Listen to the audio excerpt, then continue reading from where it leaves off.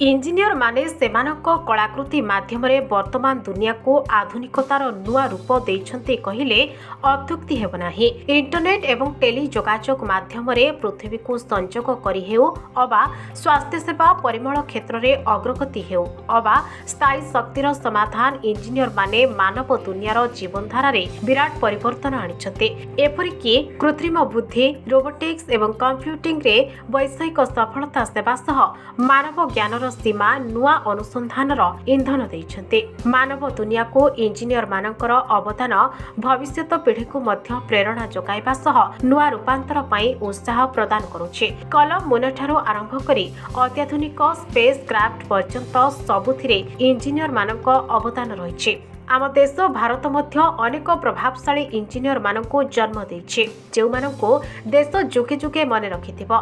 चलंतु जानिबा भारतर सही शक्तिशाली 5 जण इंजीनियर को विषय रे। प्रथम रे रहिछि सार एम विश्वेश्वरायंक ना। कर्नाटक मध्यर कृष्णराजा सागर डैम समेत भारतर गुरुत्वपूर्ण इंजीनियरिंग प्रकल्प श्रेय तांकु दिया जाय जहा आख पाखर वर्ज्यवस्तुपूर्ण अंचल को उर्वर जमी रे परिणत करिबारे सहाय्य करिथिला एवं अनेक सहर पई पानीय जलर मूल उत्स मध्य होई परिथिला। एही बंध प्रतिवर्ष हजार हजार परिदर्शकों को आकृष्ट करिबारे लागिछि।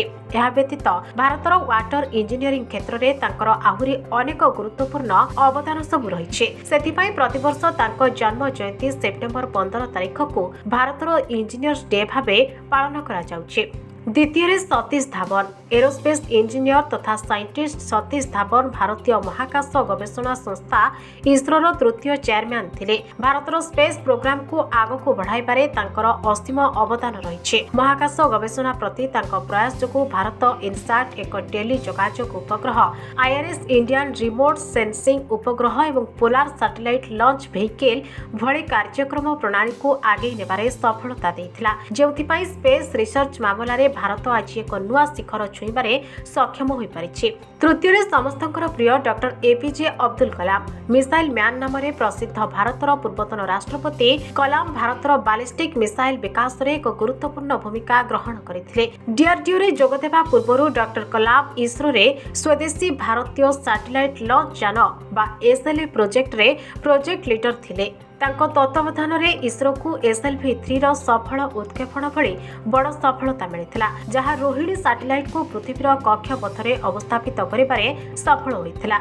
चतुर्थ रे इंजीनियर श्रीधरन 12 जून 1932 रे जन्मग्रहण करिथिबा श्रीधरन जणे इंजीनियर हेबा संगको जणे राजनेता मध्य थिले। से भारतर रेल परिवहन सेवा को उन्नत करिबारे मुख्य भूमिका ग्रहण करिथिले। सेथिपई तांको मेट्रो म्यान मध्य कहा जाय। भारत पई तांको अवदान जोगु 2001 मसिहा रे तांको पद्मश्री सम्मान रे सम्मानित करा जायथिला।